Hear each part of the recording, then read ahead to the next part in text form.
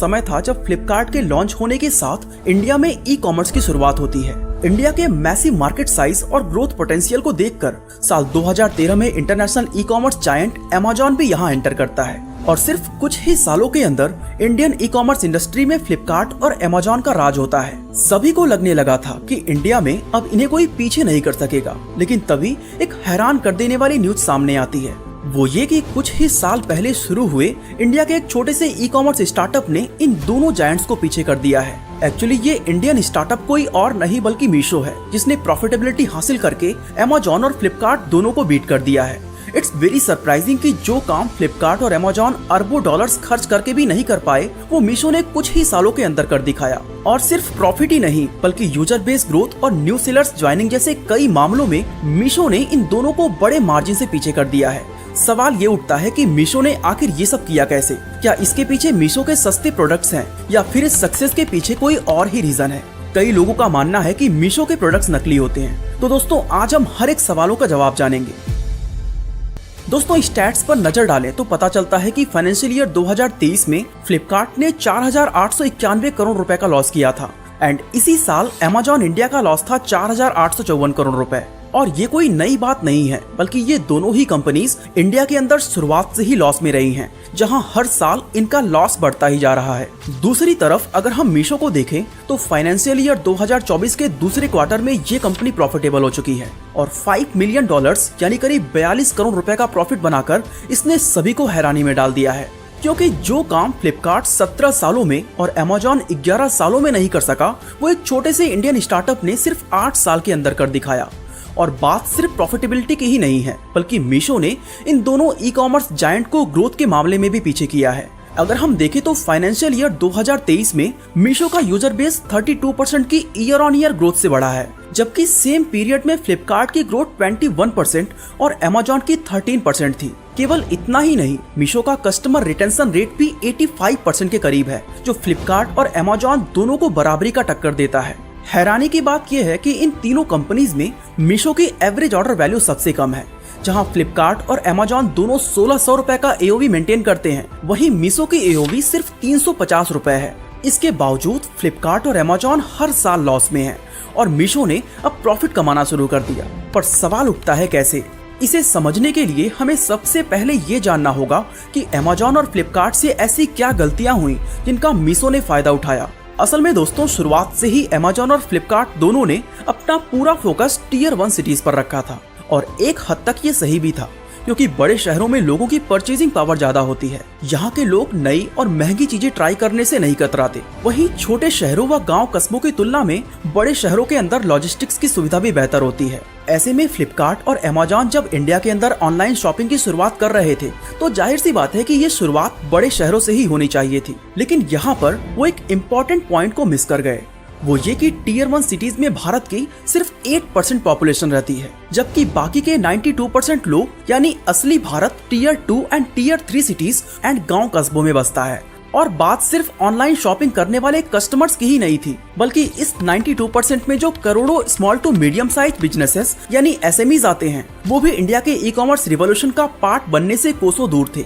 और ये इस मार्केट में एक बहुत बड़ा गैप था, जिसे आईआईटी दिल्ली से पढ़े 2 इंजीनियर संजीव बर्नवाल और विदित आत्रे आइडेंटिफाई करते हैं। और अभी ये इस मौके का फायदा उठाने के बारे में सोच ही रहे होते हैं कि इसी बीच इन्हें व्हाट्सएप ग्रुप पर होने वाले ऑनलाइन बिजनेस के बारे में पता चलता है। एक्चुअली संजीव और विदित ये देखकर शॉक्ड रह जाते हैं कि कपड़े और फैशन एक्सेसरीज बेचने वाले बहुत सारे स्मॉल लेवल के सेलर्स सिर्फ व्हाट्सएप ग्रुप के जरिए ही हर महीने लाखों रुपए की सेलिंग कर लेते हैं। अब क्योंकि संजीव और विदित दोनों ही अमेज़न और फ्लिपकार्ट से हटकर कुछ अलग करना चाहते थे, इसलिए इन्हें आइडिया आता है कि क्यों ना व्हाट्सएप ग्रुप पर बेस्ड एक ऐसा स्टार्टअप बनाया जाए जिसके जरिए इन लोकल दुकानदारों के प्रोडक्ट्स यानी कपड़ों और फैशन एक्सेसरीज की हाइपर लोकल डिलीवरी की जा सके।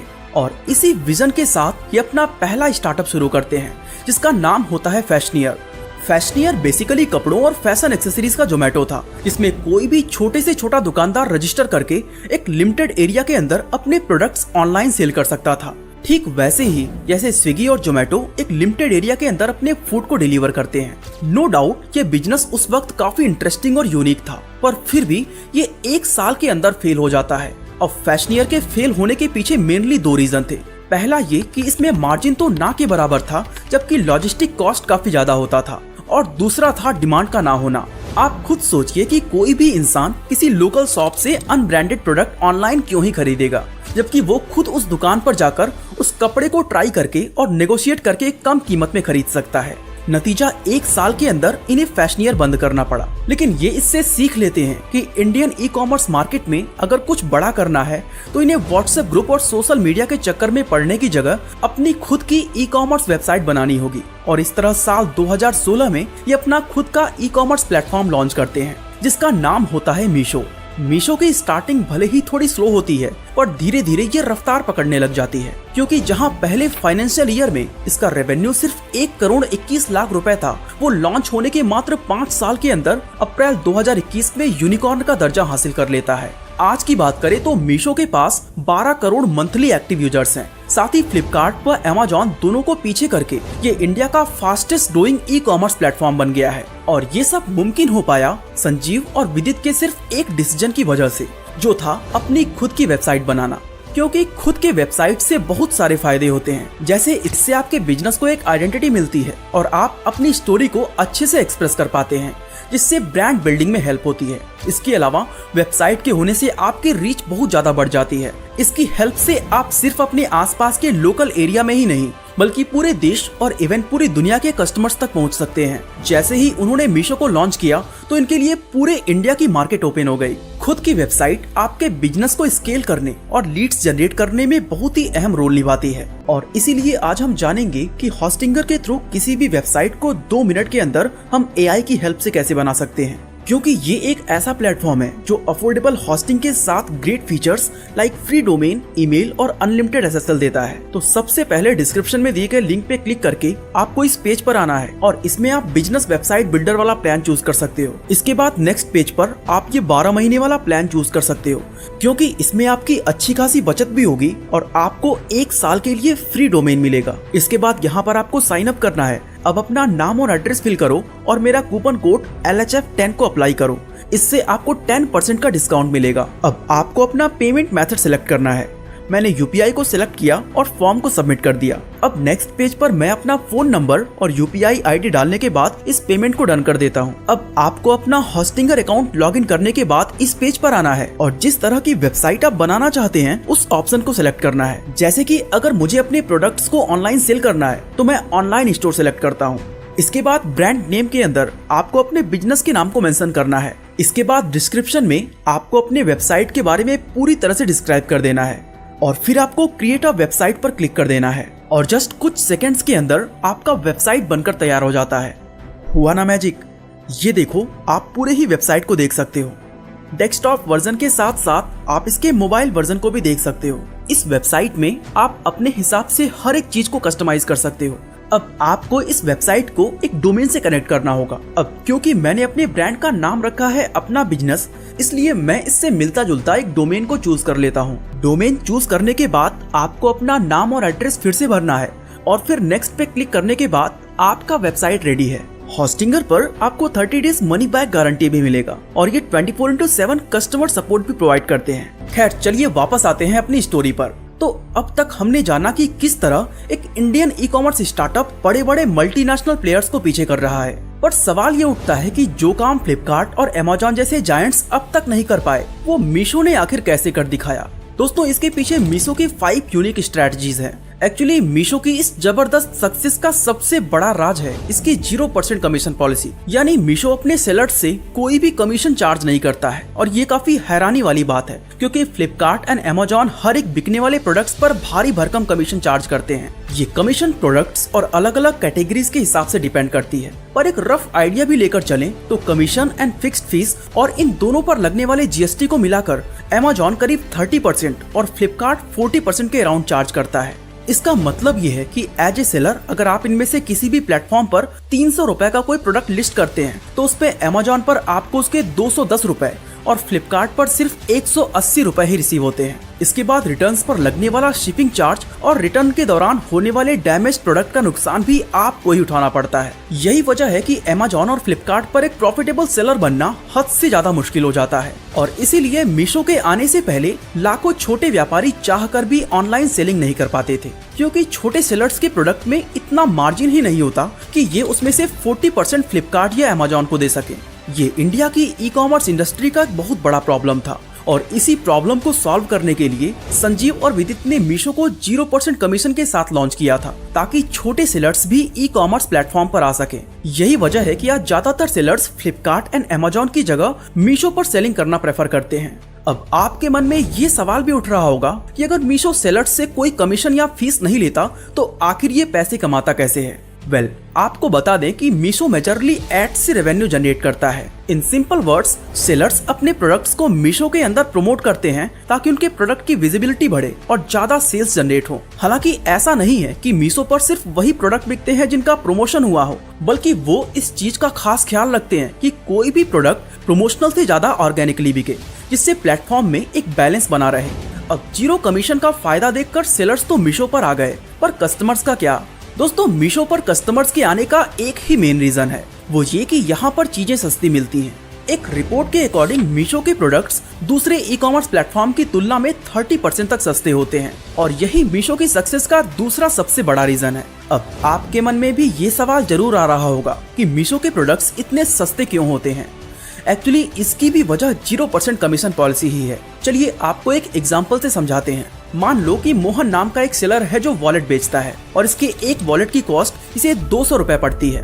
अब मोहन अगर इस वॉलेट को 100 रुपए का मार्जिन रखकर 300 रुपए में फ्लिपकार्ट पर लिस्ट करेगा तो इसमें इसका लॉस हो जाएगा, क्योंकि 300 का 40% यानी 120 रुपए तो फ्लिपकार्ट ही ले जाएगा। बचेंगे 180 रुपए जो कि वॉलेट का कॉस्ट भी नहीं होता है। ऐसे में मोहन को फ्लिपकार्ट पर ये वॉलेट कम से कम 400 रुपए में बेचना होगा, तब जाकर रिटर्न वगैरह का खर्च हटाकर मुश्किल से 10-20 रुपए बच पाएंगे। वहीं इसी सेम वॉलेट को मोहन मीशो पर लिस्ट करे तो यहाँ इसे कोई भी कमीशन नहीं देना होगा। ऐसे में वो इस वॉलेट की कीमत 350 रुपए भी रखता है तो 70 रुपए शिपिंग और 30 रुपए रिटर्न वगैरह के काट कर भी इसे आराम से 50 रुपए बच जाएंगे। जबकि यही 50 रुपए फ्लिपकार्ट पर कमाने के लिए इस वॉलेट को 450 रुपए में बेचना होगा।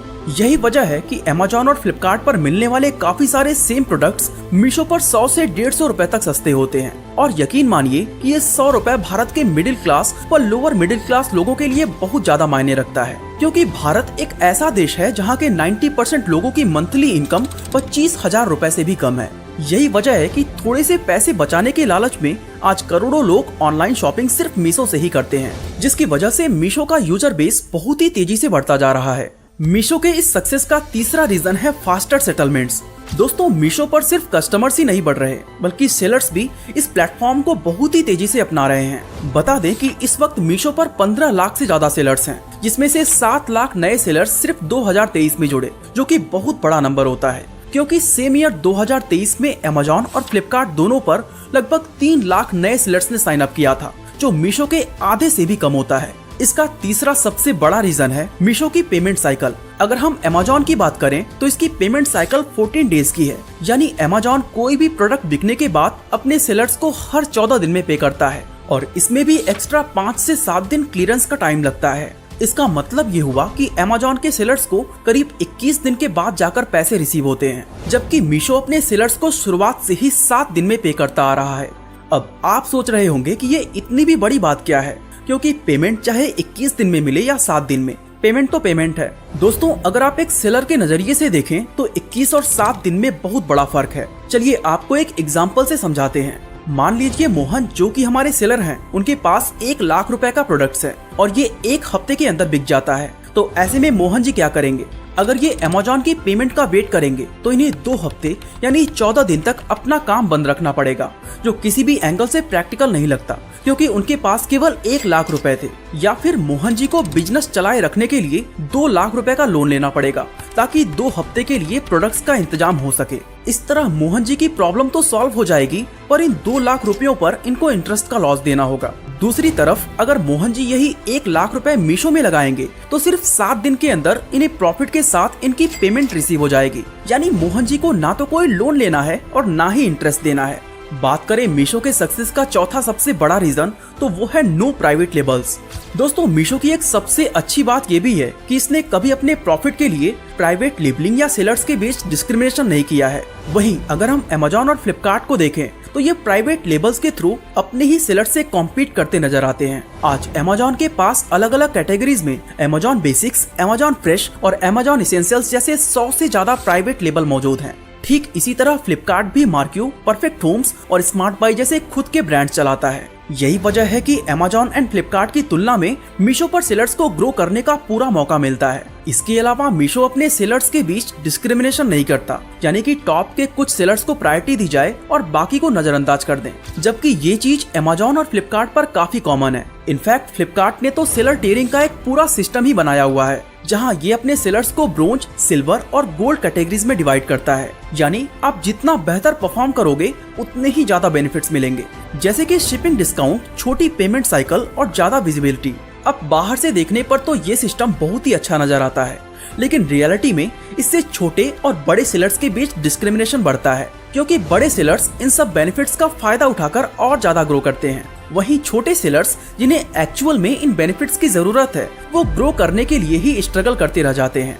दूसरी तरफ अमेजॉन की बात करें तो इसने पब्लिकली ऐसा कोई सेलर टियरिंग सिस्टम नहीं बनाया हुआ है, लेकिन इसके ऊपर हमेशा ही ये आरोप लगते रहे हैं कि ये अपने प्राइवेट लेबल ब्रांड्स को ज्यादा प्रायोरिटी देता है, जो कि फेयर कंपटीशन के नजरिए से सही नहीं है और ये चीज मीशो पर बिल्कुल भी देखने को नहीं मिलती। बात करें मीशो की सक्सेस का पांचवा सबसे बड़ा रीजन तो वो है लो कॉस्ट डिलीवरी। दोस्तों बायर्स और सेलर्स दोनों के लिए मीशो पर आने का एक और बड़ा एडवांटेज ये भी है कि इसके शिपिंग चार्जेस दूसरे ई कॉमर्स प्लेटफॉर्म से काफी कम हैं। एक्चुअली मीशो इस चीज को बहुत ही अच्छे से समझता है कि इसकी एवरेज ऑर्डर वैल्यू सिर्फ 350 रुपए है। ऐसे में इतने सस्ते प्रोडक्ट पर 70 रुपए शिपिंग में दे देना सेलर और बायर दोनों को ही खटकता है। इसलिए हाल ही में मीशो ने अनाउंस किया था कि अपनी लॉजिस्टिक्स कॉस्ट को इन्होंने 5% तक कम कर दिया है और आगे से और भी कम करने की प्लानिंग में है। लेकिन सवाल उठता है कैसे? दोस्तों मीशो हर रोज 3 मिलियन यानी 30 लाख ऑर्डर शिप करता है और इंडिया की outsource e commerce logistics market में सबसे बड़ा शेयर मीशो का ही है। इससे मीशो को पावर मिलती है कि ये अपने लॉजिस्टिक्स पार्टनर से मनचाहा नेगोशिएट कर सकती है। दूसरा ये कि फ्लिपकार्ट और अमेजॉन की तरह मीशो पर सेम डे डिलीवरी का प्रेशर नहीं रहता। इन्हें मालूम है कि इनका जो कस्टमर है उसके लिए सुपर फास्ट डिलीवरी इतने मायने नहीं रखती जितना उस प्रोडक्ट का सस्ते प्राइस में मिलना मायने रखता है। इसलिए मीशो अपने प्रोडक्ट्स को बड़े बड़े व्हीकल्स के जरिए शिप करवा पाता है, जिससे डिलीवरी कॉस्ट कम हो सके और इन्हीं सब वजहों से इनकी लॉजिस्टिक्स कॉस्ट 5% तक कम हो चुकी है। यही वजह है कि छोटे छोटे सेलर्स को ऑनलाइन बिजनेस में ग्रो करने के लिए मीशो एक ज्यादा बेहतर अपॉर्चुनिटी लेकर आता है, जो कि अब नंबर्स में भी दिखने लगा है। एक्चुअली मीशो ने क्लेम किया है कि 2023 के दौरान इसके 20,000 सेलर्स ने 10x ग्रोथ और 75,000 सेलर्स ने डबल डिजिट ग्रोथ अचीव की है। केवल इतना ही नहीं, 10,000 मीशो सेलर्स ने सिर्फ एक साल के अंदर 1 करोड़ रुपए के मार्क को भी क्रॉस किया है, जो एक बहुत अच्छा और पॉजिटिव नंबर है। और अगर ये अपनी ग्रोथ को इसी तरह मेंटेन करके रखता है तो वो दिन अब दूर नहीं जब मीशो इंडिया का सबसे